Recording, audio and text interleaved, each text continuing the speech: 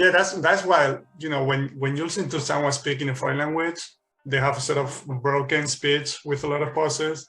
That's because they're trying to access that conscious knowledge.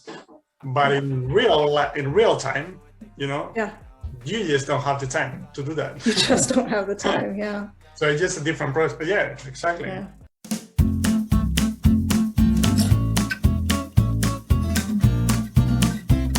I saw an example a few days ago in a language learning forum where someone was complaining that there were these 4 words. I can't even remember what the words were, words in Korean, that they couldn't keep them apart in their brain. Like they really struggled to remember which one meant which thing. Mm-hmm. And I looked at them and I was like, those words are totally different.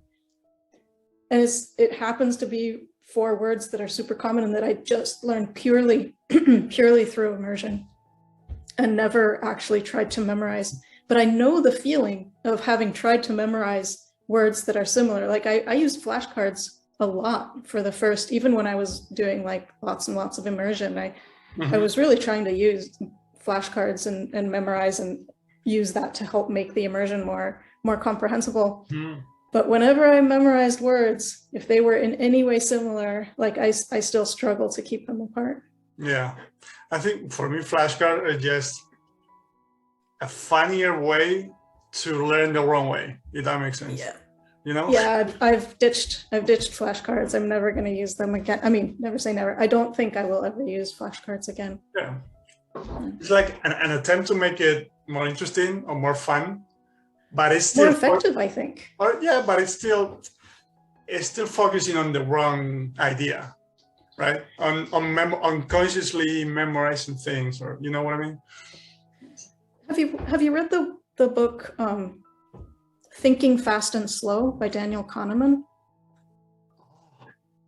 I think he's an economist. He won a Nobel Prize for some of his work. I think I have it on my list somewhere, but I haven't read it. Yeah. But so the main idea is that he says that there are 2 systems in the brain, and he calls one system 1 and one system 2, and I can never remember which one is which. But one is the things that happen on automatic, where your reactions and reflexes are super, super fast. The knowledge or the action feels instantaneous and automatic. And then the other system is effortful and like it's hard and you can only do it for so long. And I think the problem with memorization is that you're using this effortful, focused system, but when you're actually speaking, you're using the other system. And so it's really hard to get something from the memorized place, from the one system over into the other. And I don't think it's impossible to do. I just think that the brain structures that you develop when you're learning in that way through translation and memorization and grammar, I think that the brain structures won't feel the same as when you're speaking a language that you have acquired naturally. Yeah, they're just 2 different processes. Or it makes sense. It's like, that's why, when you listen to someone speaking a foreign language, they have a sort of broken speech with a lot of pauses. That's because they're trying to access that conscious knowledge.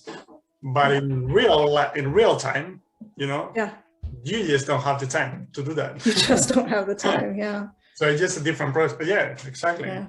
But if you're taking an exam in which you have all the time, you have a lot of time to think about your answers, you can access that conscious knowledge that you got from grammar classes, from flashcards, from memorizing words. But that's also why when you're speaking that way, after half an hour, your brain is about to explode, right? That's true. Yeah. Like, wow. Like you've been speaking like that for half an hour, and just give me a break. Yeah. I'm going to the bathroom, even if you don't need to, Yeah. Thanks for watching. And if you want to enjoy the full interview with Katrina, in which we talked about different tips, ideas, resources, and keys for language acquisition, and in which she explained how she learned Korean with no study at all, you can find it here. And also you can subscribe to the channel right here. I really appreciate it, and it helps me a lot. So thank you so much, and I'll see you in the next one. Bye-bye.